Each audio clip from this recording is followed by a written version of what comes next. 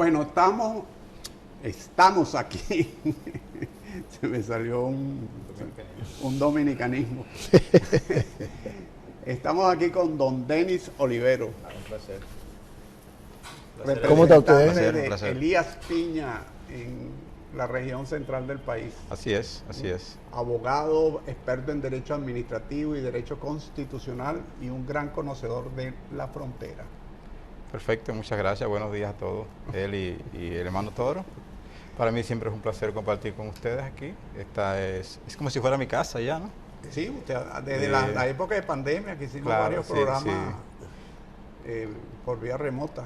Saludos a Licho donde quiera que esté. Esperamos que se recupere ese hombre, un hombre Sí, grande de esta patria. Nos tiene trabajando sobre tiempo. Así es. Pero saludos donde quiera que esté, hermano Licho. ¿Cómo está esa frontera? Háganos, porque la gente habla de la frontera, habla de que si las deportaciones, que si pasan ilegales, que si agarran un vehículo con 16 haitianos dentro del vehículo. Está bien, eso es el día a día de la frontera. Pero la frontera es un mundo, es una vivencia, son gente que vive allí, que transita, que hace su comercio, que van a la escuela, de lado y lado de la línea fronteriza. Y me imagino que ahí hay una relación fluida entre los ciudadanos, porque no creo que los haitianos y los dominicanos se vean con ojeriza allí, a excepción que sea algún delincuente, por supuesto. Pero de resto, ¿cómo es esa vida de la frontera?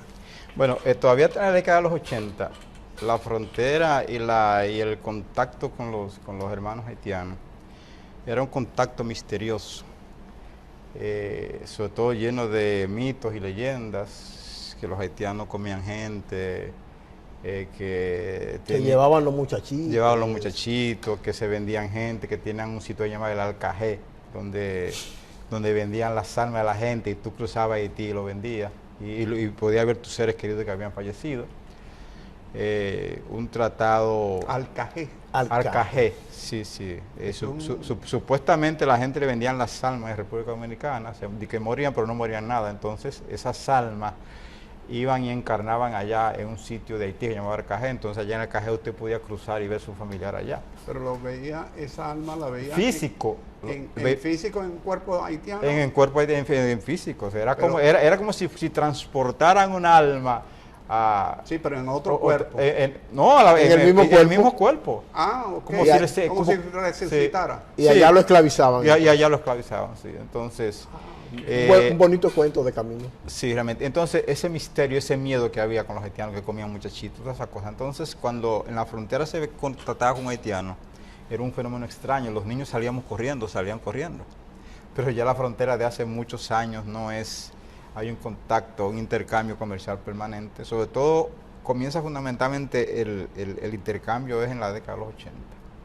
Es porque la frontera no era un centro comercial. En los 80 que entonces se inicia primero un comercio clandestino, cuando el famoso trasiego de ajo, sí, que utilizó sobre todo mucha gente de la frontera, mejoró económicamente su situación, transportando ajo en una época que había escasez, desde los pueblos de la frontera al vecino país de Haití.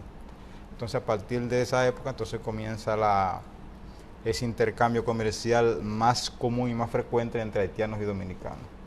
Y de esa época entonces también se ha ido copando la frontera con la presencia haitiana. Todavía hasta los 80 la presencia haitiana en los pueblos fronterizos era muy baja. Ahora puedo decirte que hay pueblos, la presencia haitiana en los pueblos de la frontera es sumamente alta. Sobre todo en los pueblos de Elías Piña. En los pueblos de Elías Piña hay una presencia sumamente alta. Tú dirás, por ejemplo, en el municipio cabecera, que es Comendador, la parte comercial urbana está copada por comerciantes haitianos. Y tú ves el parque lleno de niños haitianos. Igualmente, el municipio donde casi todos los municipios tienen una alta presencia de haitianos. Niños, personas adultas, y de hecho las escuelas, un alto porcentaje de los estudiantes de las escuelas de la frontera, hay en sitios donde son 70-30. 70 haitianos, 70 dominicanos. 70 estudiantes haitianos y 30 dominicanos. Pero son alfabetizados en español, sí, y en base a los programas educativos. Claro, es en base a los programas educativos dominicanos, pero son nacionales haitianos que están educando en las escuelas nuestras. Pero esos alumnos ¿Viven allá o van y cruzan? No, esos viven allá, viven allá. Y lo que te decía, o sea, ya hay una... ¿Y diariamente no cruzan la frontera? No, realmente no, porque mira qué ha pasado también en el campo agrícola, que es una parte que hay que verla. El campo agrícola, la agricultura, sobre todo de subsistencia, ha sido copada por la mano haitiana. Antes la gente contrataba un haitiano para que le arara, le sembraba y cosechara. Ahora la gente ha dejado el predio agrícola y, digamos, se lo arrienda a los haitianos.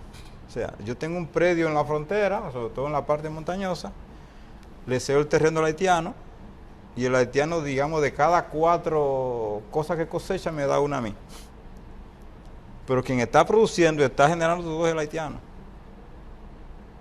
Entonces tú tienes ahora una emigración que es también la que está encargada de la producción, sobre todo la parte agrícola, en la mayoría de los pueblos de la frontera. Y en el lado haitiano, por las noticias, al parecer que la agricultura está decaída. El problema es que las condiciones geográficas de Haití, las condiciones de agua, no hay reguío, la pluviometría baja bastante porque al estar deforestado por completo, Haití tiene problemas de producción. Entonces hay sí lugares cercanos a la frontera que producen algo, pero en sentido general Haití no tiene condiciones geográficas y las condiciones del suelo para producir. ¿Cuáles son los principales problemas que tiene hoy tu provincia, Elías Piña? ¿Qué hay que resolver de manera urgente en Elías Piña? Yo pienso que, hablando de frontera, aquí se hace urgente que el Estado, y no me refiero al gobierno, hay que ver el punto desde el punto de vista holístico, es que las fronteras tienen unas carencias ancestrales y lo más grave es que al Estado no poner la atención suficiente a la frontera, la gente lo que hace es que migra. Entonces tú tienes los cerebros más importantes, la gente con mayor capacidad quizá de aportar al país, aportar a su frontera, la gente tiene que emigrar, entonces ya se van quedando menos gente cada día, mucho más haitianos y menos dominicanos. Entonces al final tú tienes una sustitución del dominicano por haitiano. Entonces las carencias son fundamentalmente mayor nivel de inversión en todos los sentidos en la frontera. Y esa inversión que está haciendo Indoteles, que preside Guido Gómez Mazara, en las emisoras de radio en la frontera, ¿cómo la ves? No es una gran iniciativa, de hecho hay que felicitar a Guido Gómez porque alrededor del 50%, 60% de las emisoras que se escuchan en la frontera vienen del espectro radial haitiano. Entonces tú tienes además una presencia física, tú tienes una penetración radiofónica en la provincia o en los pueblos fronterizos. Entonces, y eso de alguna manera lo que hace es transcultural más incluso la frontera. O sea, tú tienes la presencia física y también los programas haitianos, los programas en creol, y además eso de alguna manera va minando la dominicanidad. En los países que tienen fronteras muy activas, Francia, España, Colombia, Venezuela, etcétera, se va creando como una especie de tercer país porque los hijos de uno se casan con los hijos de los otros y al final una pareja, un francés con una española tienen hijos y se va generando, se va creando allí un espacio cultural sui generis, original, propio, que comparte valores culturales de ambos países. ¿Eso ocurre en la frontera? No, y evidentemente eso es lo que está ocurriendo y lo que va a ocurrir. Si tú tienes una alta presencia de una población de otro país en tu país, sobre todo en la área fronteriza, terminan casándose uno con otro. Entonces, ya una vez tú tienes una gran cantidad de mujeres y hombres casados entre sí, dominicanos con haitianos, haitianos con dominicanos, al fin y al cabo, ¿qué tú tienes? O sea, tú tienes una cultura nueva, digamos un sincretismo, ¿no? Y se crea un lugar especial donde la gente ve con normalidad ya la presencia del inmigrante y con la cantidad de natalidad que tienen ellos, que aproximadamente en la frontera es alrededor del 70% de las parturientas son haitianas. En la frontera. Y la mayoría se está quedando. Entonces al final tú tienes... Con el tiempo se van haciendo dominicanos ellos. Se hacen dominicanos, que sea de hecho, aunque tengan limitaciones jurídicas para obtener la documentación, pero seguirán siendo dominicanos y al final, ¿qué tú vas a hacer con ellos? Además, cruzar la frontera es muy fácil. Es fácil, eso es fácil. O sea, vivir en la zona fronteriza se hacen, ya son vistos como son comunes ya se conocen. El dominicano de Elías Piña aprende con facilidad la lengua haitiana, el criollo. Sí, hay mucha gente, sobre todo los que están ligados al comercio. Los que están ligados al Los que comercio. están ligados al comercio aprenden con facilidad el creol. Hay mucha gente que lo domina, sobre todo esa gente que tiene que hacer trasiego permanente, intercambio comercial con los haitianos, aprenden el creol. Me imagino que habrá hasta un dialecto donde mezclan palabras del creol con el castellano. Eso será digno de estudio y seguro que también va a surgir un español creol, porque la misma interacción genera, te genera eso, te genera también, te genera un dialecto, un spanglish, cualquier, o sea, una mezcla entre palabras españolas. La gente te dice, ábreme la window. Ábreme la window. Sí, eso puede pasar, entonces. La presencia del ejército ahora que se habla de la existencia de bandas y del peligro que pueden tener si se trasladan acá, ¿cómo tú ves el trabajo del ejército frenando eso, impidiendo la entrada de indocumentados haitianos al país? Hay que admirar que, sobre todo la decisión del presidente de la República de incrementar la seguridad en la frontera, sobre todo con el muro fronterizo, que creo que es una gran decisión de Estado y es de alguna manera una intervención seria. Todavía pasa por Elías Piña. No ha llegado allá. Sí, hay una parte que está ya finalizando. Creo que el presidente en estos días va a inaugurar una parte del muro, porque también es otra cosa. Tú tienes también, aunque me voy un poco de tu pregunta, el tema del trasiego, el robo de animales en la frontera. Es una situación grave. Me dicen que con la presencia del muro ha disminuido. Ha disminuido. Tiene que disminuir. Ha disminuido, claro, pero eso sigue siendo también una situación grave, porque tú tienes un agricultor que depende de una yunta de buey para arar su tierra o un animal para cargar sus productos, y tiene que cargar con él al hombro y llevárselo a su casa y casi dormir con él, porque se lo llevan, se lo roban. Son los vascos, Sí. El caserío, lo llamaban el caserío. O sea, en la planta baja estaban los animales y en la planta alta vivían ellos. No tanto para cuidar los animales, sino por el frío, para el calor de los animales, Sí. calentar a la casa. No, en este caso es que se lo llevan. Cruzan de madrugada y se lo llevan. Está hablando de que particularmente en el municipio de Hondo Valle se han llevado miles de animales, entonces para un hombre que tiene ingresos... ¿Y cómo es que no se puede frenar eso? Yo creo que se puede frenar, pienso que esa parte hay que trabajarla. La invitación es que esa parte se resuelva, quizás el muro pueda resolver eso, pero creo que ha faltado una decisión real para evitar ese trasiego, porque no es posible que nuestro glorioso ejército, que tiene cerca de 30.000 hombres, si tú calculas la cantidad de efectivos militares que tenemos en la frontera, La frontera son 388, y hablan 391. De 11.000 soldados. No, aquí hay en la frontera que hay 11.000. Yo pienso que el Estado, a pesar del esfuerzo que está haciendo con el tema del muro, esa parte hay que resolverla. Porque es un desincentivo que tú tengas tus animales, cargar con ellos cada noche, porque si no se los roban. O invertir en seguridad especial para que no se lo lleven. Entonces es un tema que hay que resolverlo. Y es un tema viejo. Y no creo que no se pueda resolver. Y las autoridades haitianas se hacen de la vista gorda cuando cruzan estos animales. Es que en Haití no hay autoridades. Serán las bandas que son los que roban. Son las bandas. En Haití no hay autoridades. En Haití realmente es un país que y ahora con la crisis institucional que tienen, en Haití no hay condiciones para nada.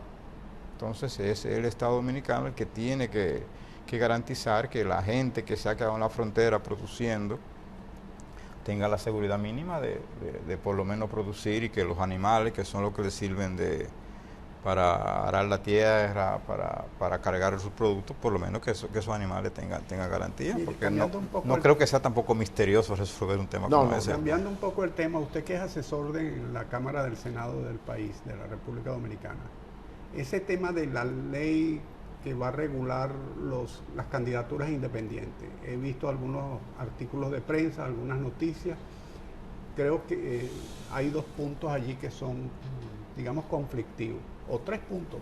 1, la cantidad de firmas que se requieren para lanzarse. 2, la posibilidad de que un candidato independiente, una vez que haya presentado su candidatura, pueda aceptar el apoyo de un partido político.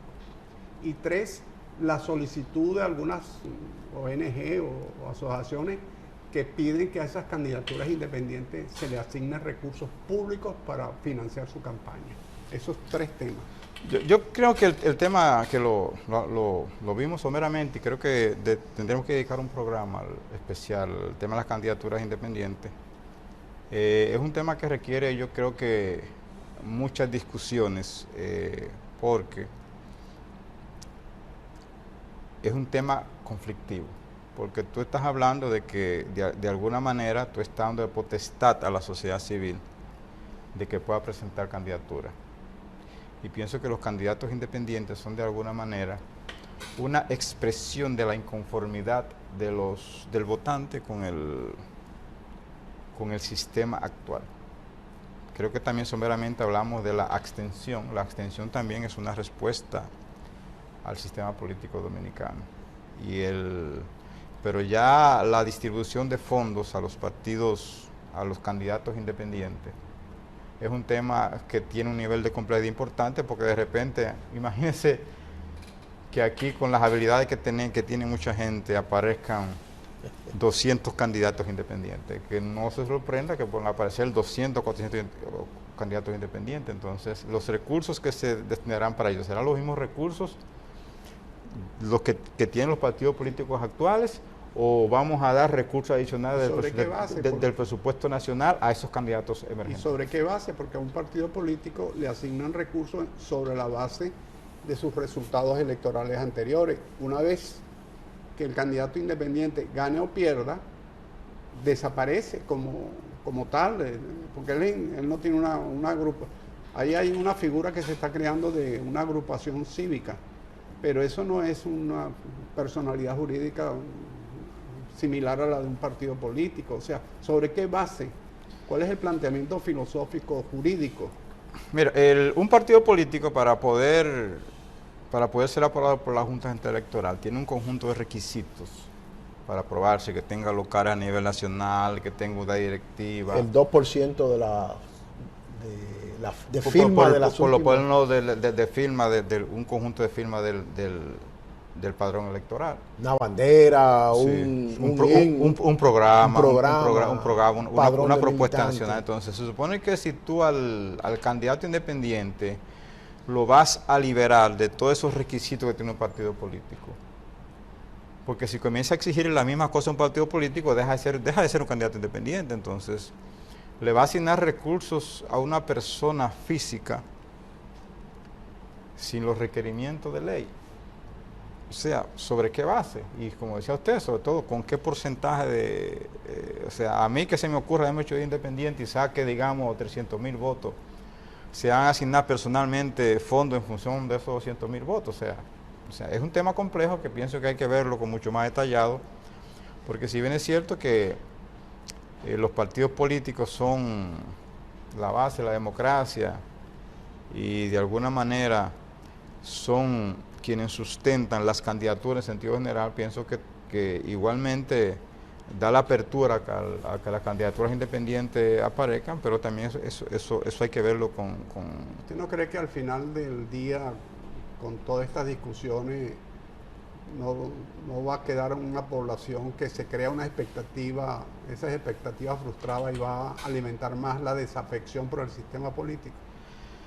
Bueno, yo tengo que recurrir siempre al comentario de la abstención, que aquí lo hemos mencionado varias veces en algunos programas. 47 o 48%. Sí, la abstención es un sinónimo de cansancio de la población. Estamos hablando de que... Cansancio porque en definitiva cuando los partidos llegan al poder ejecutivo repiten la misma conducta de a quien ellos desplazaron del poder. Es probable. Yo pienso que la gente, en la medida que permanentemente vota y se repiten los mismos errores, la gente tiene las mismas carencias, de alguna manera, y la gente se siente desprotegido y se siente desafecto con con la representación, entiende que los partidos políticos, y pudiera ser no necesariamente un cansancio con el sistema, pudiera ser también, que eso hay que verlo más detalladamente, un cansancio con los partidos del sistema. Que necesariamente no es un cansancio del sistema, porque aquí todavía la democracia es sólida, pero parece que el comportamiento de los partidos está poroso de los partidos políticos tienen cosas que revisar. Mire, nos queda un minuto y usted es un hombre de Elías Piña y es un dirigente político en Elías Piña. Si quiere dejarle algún mensaje a sus coterráneos o a todo el país, porque de repente usted tiene pinta de lanzarse para precandidato presidencial en ese torneo que hay dentro de su partido. Bueno, un amigo mío dice que nosotros somos República Independiente de Elías Piña.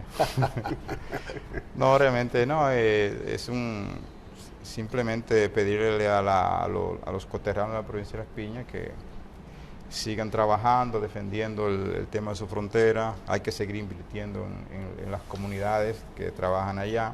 La gente que vive allá, que siga teniendo fe y aportando sobre todo, que es lo más importante. ¿Qué se puede aportar para que el país mejore y para que las instituciones que están en mi comunidad, de qué manera yo puedo aportar y colaborar para que sean más útiles a la sociedad? Muchas gracias por su gracias a ustedes por la invitación. Vamos a repetir, Denis Oliveros siempre nos trae un buen mensaje y nos deja en nuestras alforjas un buen nivel cultural. ¿Será hasta mañana, don Eli? Sí, mañana continuaremos con periodismo y sociedad.